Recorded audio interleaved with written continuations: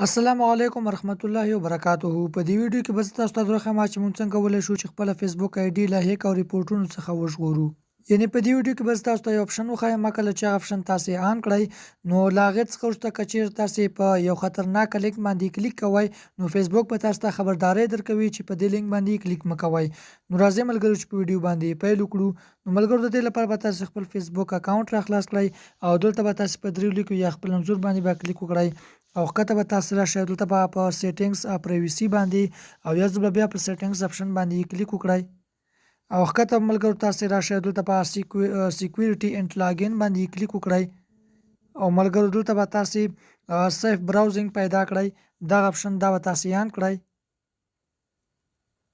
ملګرو دلته تاسو ته په انګلیسي باندې لیکلي هم دي. نو ملګرو په دې سر کې په دې ځای باندې به تاسو کلیک وکړئ نو تاسو ته شین ټیک مارک کوي دا به تاسو ته ټیک مارک شي.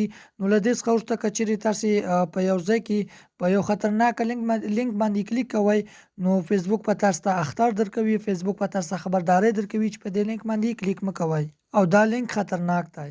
نو د داسې ټیکنیکل ویډیوګانو لپاره زموږ چینل سبسکرایب کړئ. د خدای په امان.